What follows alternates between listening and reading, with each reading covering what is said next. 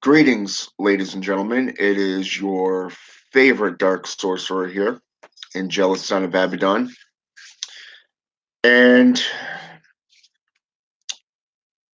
today I'd like to reply to some questions and some inquiries about cursing and hexing. Things like what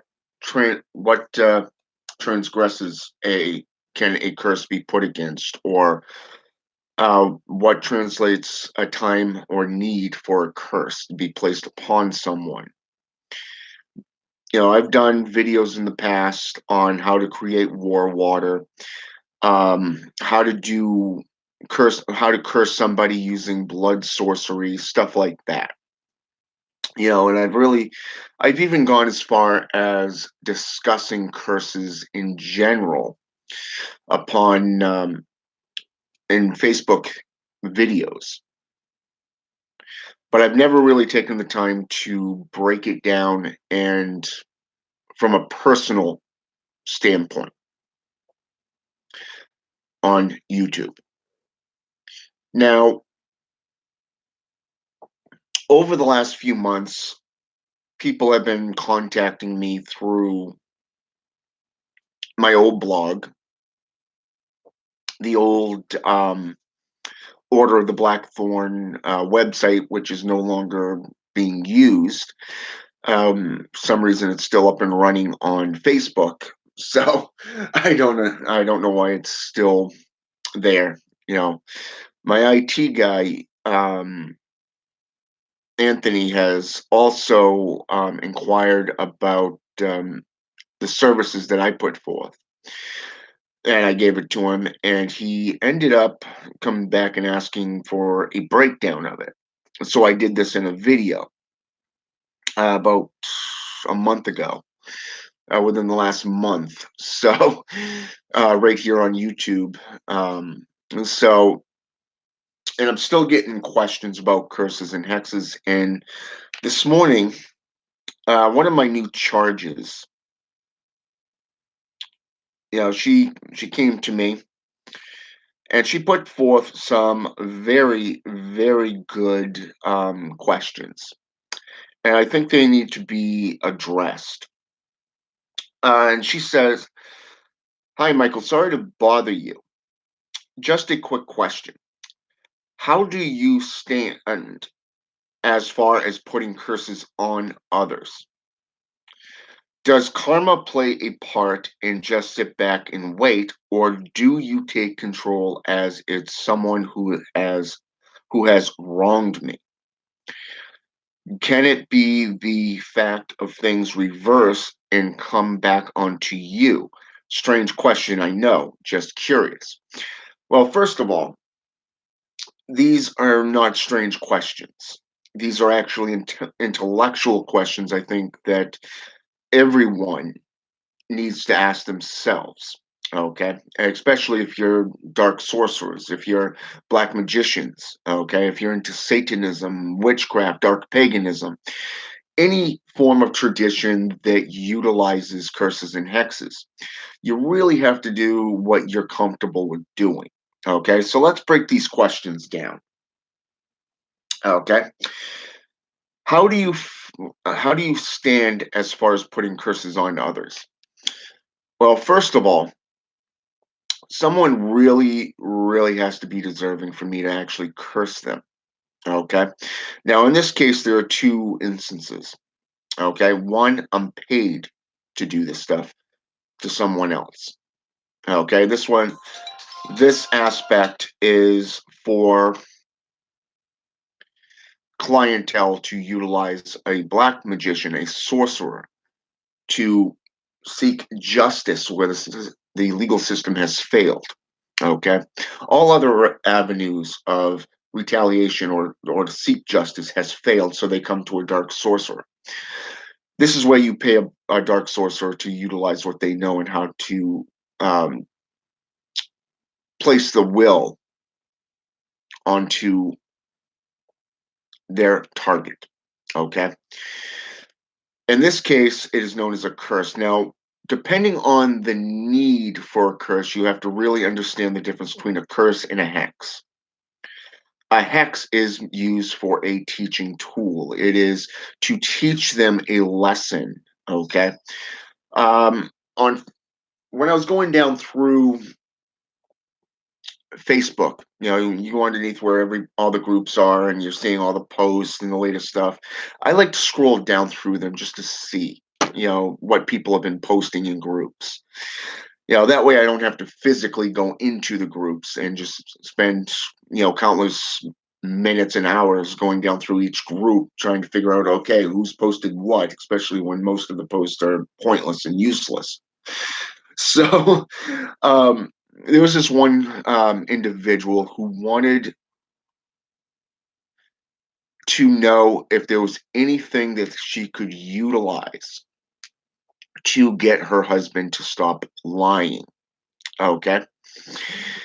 And I had to laugh because obviously this individual is a practitioner of the white light aspects. Because if she had actually taken the time to look at what she does, there is a little thing called a hex.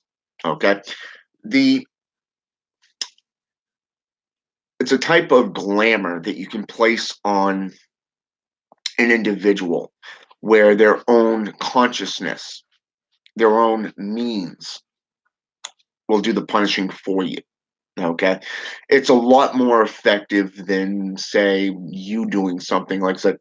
If you do a destruction ritual, okay, you place a hex on somebody and you want them to lose everything. Okay. You got to keep in mind here that a lot of people who, they won't pay any attention to a hex. Okay, they can lose everything, and I mean everything. End up homeless. They'll curse everybody. They'll curse themselves. The whole king and caboodle. But they won't learn. All right. A few people will actually look at their life and learn from their mistakes in this case, whereas that 1% is untouchable because it's their will, their conscious state where they're so strong-willed that nothing's going to penetrate. Okay. So in this case, a glamour type effect would do better because of the fact that it allows the victim to create their own torment. They will either succeed in conquering it or they will fail to do so and destroy themselves. Therefore, it is placed in their hands. Okay.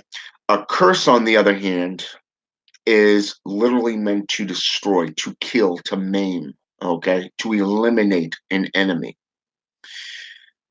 So, knowing the difference between these two things determines the state on how somebody should go after an enemy, okay? But it comes down to you as the practitioner and what you're comfortable with doing. In my past, I used to throw curses out left and right, just like you see today with today's youth who get into a path of the left hand path working, root working, such as voodoo or Satanism, dark paganism, witchcraft, and they just want to go out and just start cursing people because they think they've been wronged, disrespected. Somebody calls you a bitch or they call you a bastard. Well, you just insulted me. I'm going to curse your ass. Well, guess what? It don't work like that. All right. If I went around and cursed everybody that pissed me off, I'd be the only one in the world. Okay. So for me to do a curse on someone, it would have to be something tedious, something insidious, even something that they truly deserve to have everything taken from them or to simply be destroyed. Okay. So to answer your question there,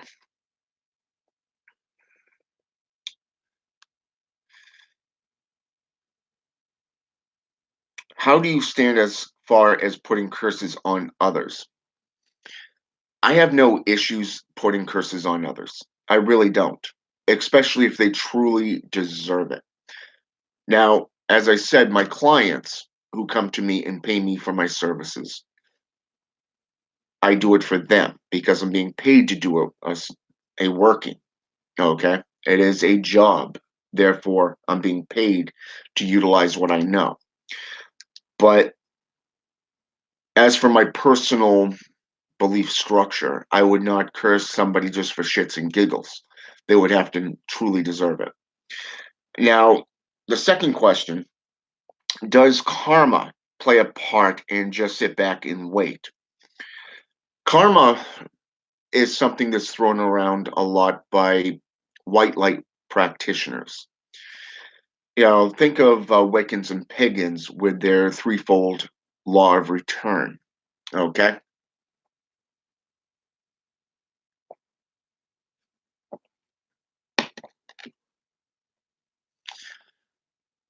The threefold law of return is a control setting that was created by Gerald Gardner back in 1974.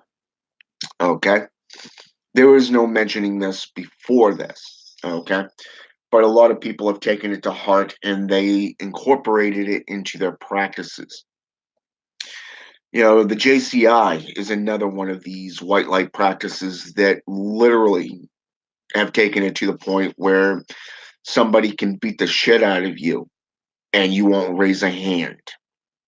Now, is this something that's logical? No, because anybody knows that if somebody throws a punch at you, you're going to sit there without thinking and try to block and defend yourself and to strike back to get away or to put the individual down that's attacking.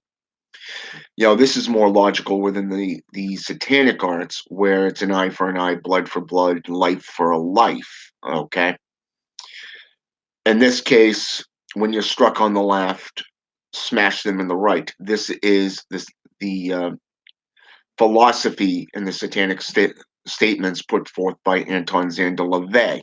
Okay. So does karma play a huge part? I think in a state, the aspect is more of the will or the intention of the practitioner. Everything comes back to haunt you no matter what. Okay.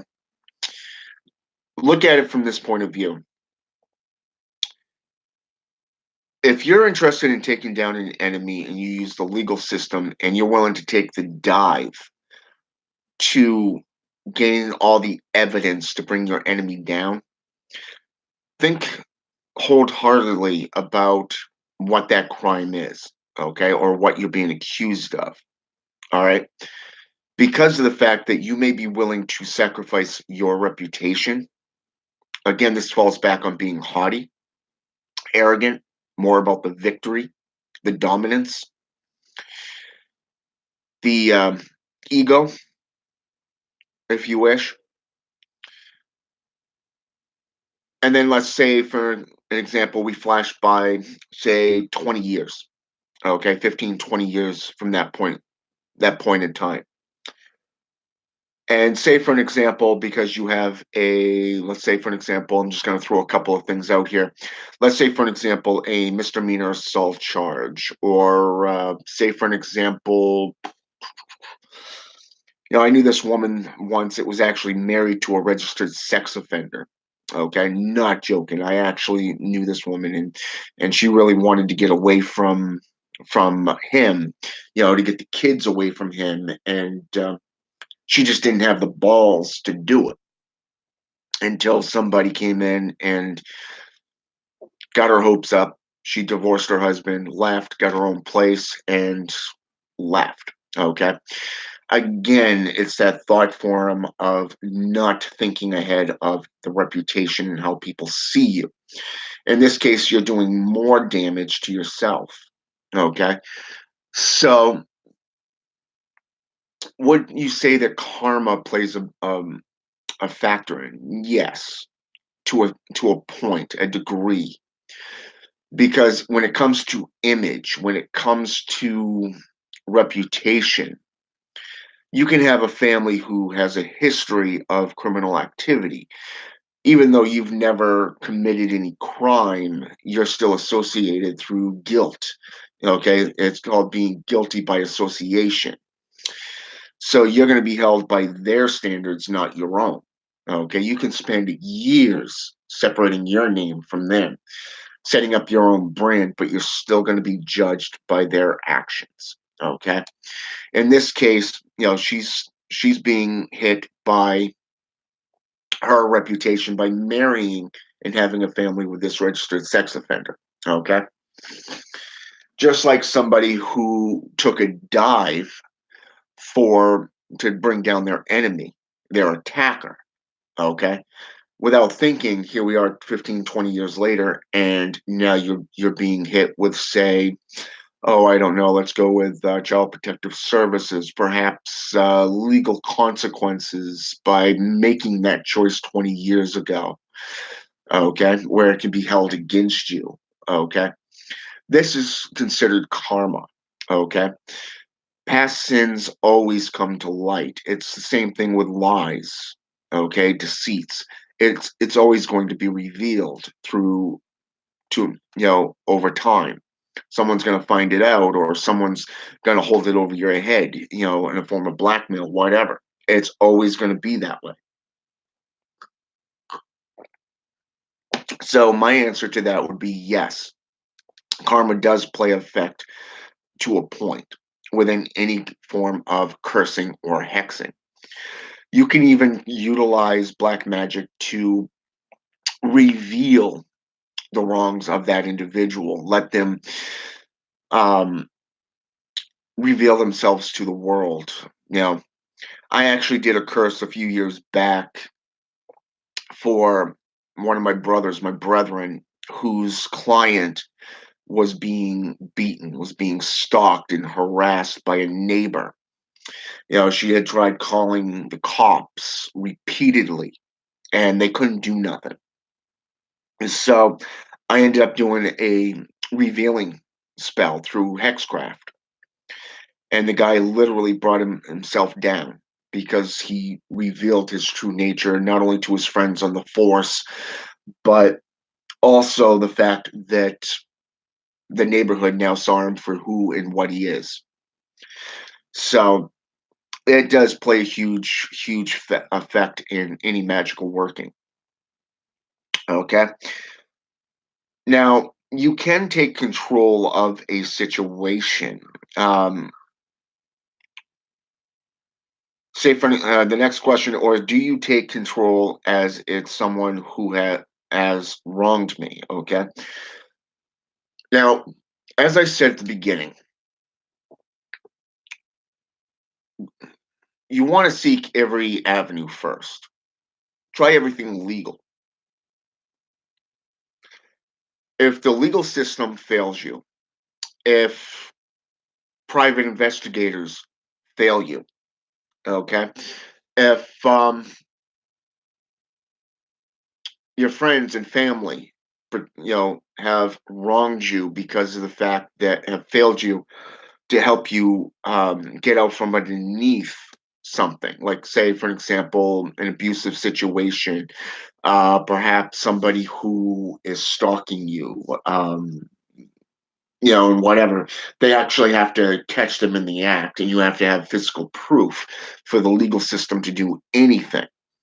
Okay, like DNA or you know video surveillance, stuff like that, to get the legal system to actually aid you in what they can do. You can even go out and get an OP, order of protection, or a no trespassing clause, and they can't step foot in there. And if they do, they're in violation. But again, even though you have that stuff, I've seen where individuals get past him and the legal system does nothing unless they physically have evidence or visually seen them firsthand violating that order. Okay, so black magic is definitely a way for you to take control of a situation, either through elimination of an enemy or to teach the enemy a lesson that they will not forget. Think of the effigies of voodoo dolls, expression magics, mimicking magics, and you name it. It's all out there that you can do. It's called glamours. It's something that really messes with somebody's mind, their state. It can deal with them on a mental level, a physical level. It can physically make them sick and ill, and to the point where they lose everything and reveal themselves to the world. Now, can it be the fact of things reverse and come back onto you? Again, I answered this with the threefold law of return, okay, and also with the karma aspect. So I'm not going to get back into that. So basically, that was her question, and it was interesting. It's something that really takes place, that a lot of people have these questions, but a lot of people don't have the knowledge or expertise to get into it. Sometimes it's a matter of not having the balls to get into dark sorcery because of fears and what they've been told can happen. Especially if you call upon, say for an example, demons. The term demon is translated into guardian or protector. Okay. Um, there's a woman that was in a group, and it was a dark witchcraft. I saw it this morning. Basically, she's being haunted by a demon. Okay. And her husband heard the voice because he was home alone. And it said, even if you get away from her, she's mine. Okay. But she's thinking that it's the place. And she clearly stated that this place has been saged numerous times. Okay. Right here, we also see the lack of understanding of a situation. Okay. And this also plays into the to a cursing and hexing because of the fact that, and not just that, but it also goes into pact making and deal making with demonic beings, even angelic beings, or that of jinn, ugan, loa. Okay. And it basically, so the way she put it was, he was in bed and he heard the voice and it freaked him out. She was home alone in bed, thought that he got into bed with her, and it turned out that it was the spirit, and basically telling her that even if he leaves, this spirit will still be there. Okay, as I pointed out to her in my own comment underneath her post, was that it, just from what you've told this group and revealed, it says that it's not about a location. This means that the fixation is actually on her, okay? That she's the target, the victim, the intended, the infatuation, the obsession, okay? Much like an abuser, or a rapist, you name it, it's all going to be right there. It's that fixation, it's that image that goes into that area. So, the fact that the spirit has latched itself onto this woman tells me that somebody has made a pact with a demon, okay? And that it was something that was promised, okay? This is called a demonic pact.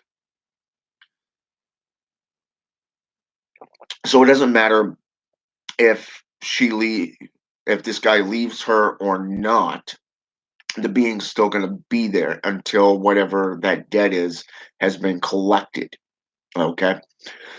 So she's basically screwed in that department until she figures that part out, or brings in a demonologist to break that link. She can either break that link or bring somebody in that's more knowledgeable to do that.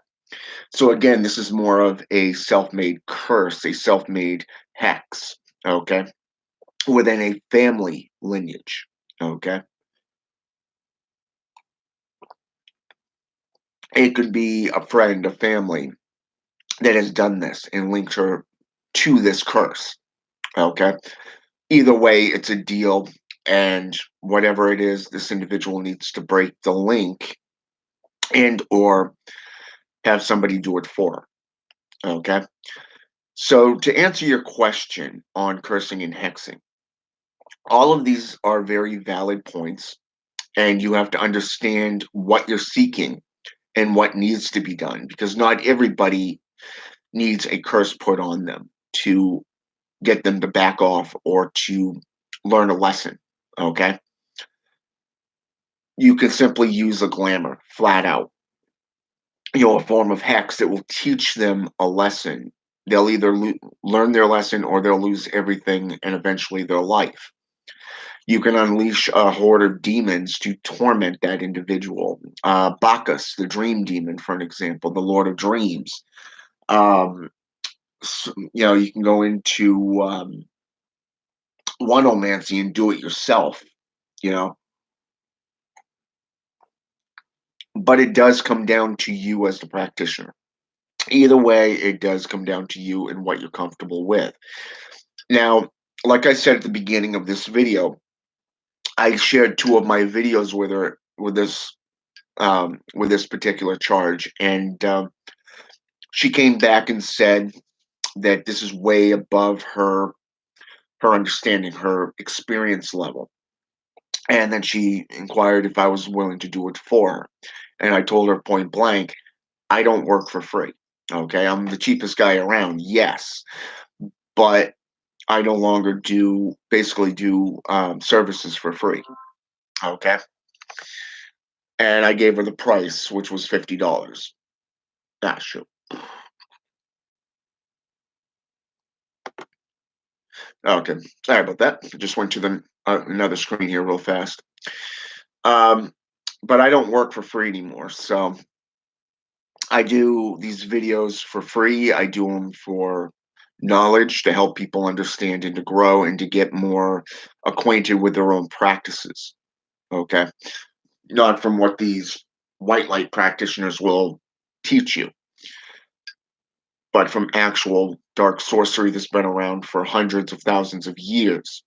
It's been used against the inquisitors and during the witch trials and the burning times.